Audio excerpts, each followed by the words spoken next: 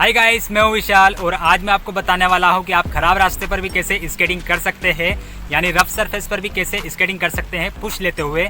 तो वैसे मैंने लास्ट वीडियो भी इसी टॉपिक पर बनाई थी कि आप रफ सरफेस पर कैसे स्केट कर सकते हैं, लेकिन मैंने वहाँ पर आपको बताया था कि अगर अचानक से खराब रास्ता आ जाता है तो आपको उस सिचुएशन से कैसे निपटना है, वो चीज़ मैंने आपको बताई थी।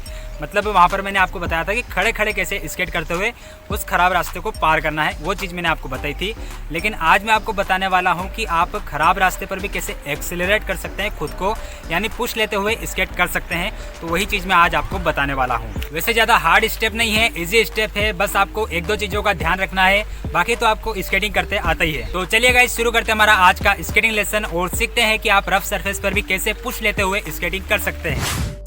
तो गाइस, जब आप रफ सरफेस पर स्केट करते हो तो आपको एक चीज़ का ध्यान रखना है कि आपको दोनों पैरों के जो पंजे वाले व्हील्स होते हैं उन पर कम वजन रखना है, और जो एड़ी वाले व्हील्स होते हैं उन पर आपका आधा से ज़्यादा बॉडी वेट रहना चाहिए, ताकि जब आप स्केट करते हो तो अगर कंकड़ पत्थर सामने आ जाता है तो जो आपका अगले व्हील्स है वो उलझे ना, और अगर अगला व्हील अच्छे से निकल जाता है तो बाकी व्हील्स भी आपके निकल जाते हैं। तो आपको ये चीज़ ज़रूर ध्यान रखना है। और जब आप स्केट करोगे तो आपको शुरू में थोड़ा अजीब लगेगा एड़ी वाले व्हील्स पर वजन रखकर चलना, और आपका पीछे गिरने का डर भी बना रहेगा।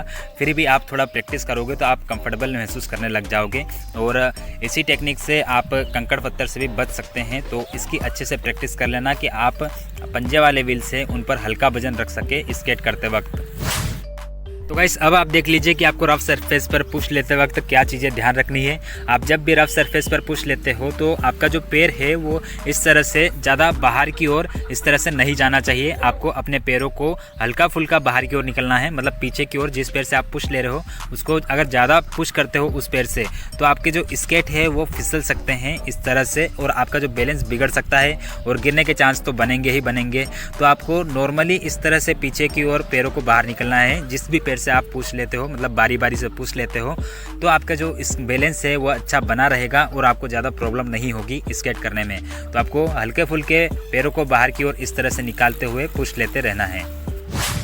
तो गाइस, रफ सरफेस पर पुश करते वक्त आपको एक और प्रॉब्लम देखने को मिल जाती है। जब आप एक पैर से पुश करते हो और दूसरा पैर आगे की ओर ले जाते हो तो अगले पैर का जो पंजे वाले व्हील से उस पर तो आप कम वजन दे पाते हो, लेकिन जो पिछला पैर रहता है उसके पंजे वाले व्हील पर वजन जाता ही जाता है।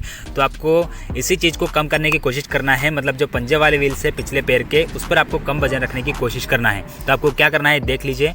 आपको जो पिछला पैर रहता है जिससे आप पुश करते हो उसके सेंटर में आपको वजन रखना है और फिर आपको पुश करना है, मतलब उस पर सेंटर में आपको दबाव देना है अपने पिछले पैर के पंजे वाले व्हील पर। और अगर आप पंजे वाले व्हील पर ज़्यादा वजन देकर इस तरह से पुश लेते हो तो अगर कंकड़ पत्थर आता है तो वहाँ पर आपके जो व्हील्स है वो अटक सकते हैं और आपका बैलेंस वगैरह बिगड़ सकता है। तो आपको सेंटर में वजन रखकर, मतलब जो आपका बैलेंस है वो सेंटर में रखना है और फिर आपको पुश करने की कोशिश करना है। कुछ इस तरह से आप देख सकते हैं। आपको पंजे वाले व्हील पर ज़्यादा वजन देने की कोशिश नहीं करना है। तो गाइस, एक और इम्पोर्टेंट चीज़ देख लो। आप जब आप स्केट करते हो तो आपको बॉडी पोजीशन क्या रहना चाहिए। आपको हल्का सा बेंड रहना है और फिर आपको इस तरह से स्केट करना है, मतलब बेंड रहकर फिर स्केट करना है। आपको खड़े खड़े इस तरह से स्केट नहीं करना है। अगर आप इस तरह से खड़े खड़े स्केट करते हो और आपके पैर उलझ जाते हैं तो आपको बहुत प्रॉब्लम हो जाएगी। तो आपको हल्का बेंड होना है और फिर इस तरह से स्केट करना है, ताकि अगर आपके स्केट उलझते भी है तो आपकी बेंडिंग पोजीशन के कारण आप तुरंत संभल भी जाओगे। और हाँ गाइस यार, थोड़े फुर्तीले रहिए, सावधान रहिए, सतर्क रहिए और फिर ऑफ रोड स्केटिंग कीजिए।